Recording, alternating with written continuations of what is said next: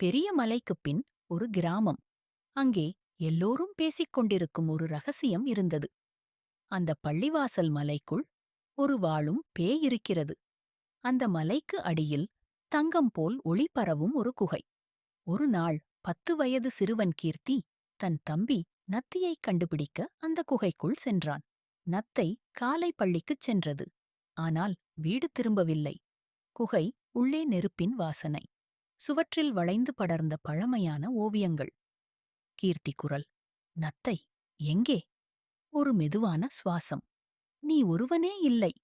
அவன் திடுக்கிட்டான். ஒரு நிழல். மனித உடல். ஆனால் கண்கள் மின்சாரம் போல ஒளி. அவன் பேசினான். நான் பேய் இல்லை. நான் உயிரோடு வாழும் ஒரு நினைவு. அவன் பெயர் ஆயன்.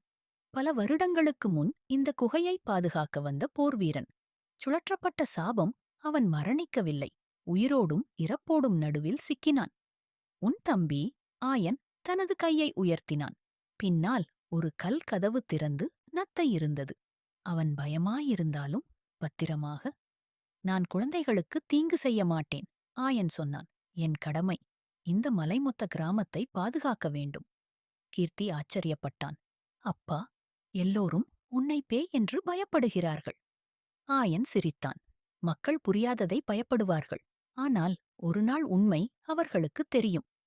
கீர்த்தி நத்தியை கூட்டிக் கொண்டு வெளியே வந்தபோது குகைவாயில் கற்கள் மெதுவாக மூடியது. ஆயனின் குரல் மட்டும் மெல்ல ஒலித்தது. நினைவுகள் வாழும் வரை நான் வாழும் பேய்தான். இருவரும் கிராமத்துக்குத் திரும்பினர். அந்த நாளில் இருந்து கீர்த்தி மட்டும் தெரிந்த ஒரு ரகசியத்தை வைத்திருந்தான். பேய் என்றால் பயமல்ல. சில நேரங்களில் அது பாதுகாப்பும் தானே.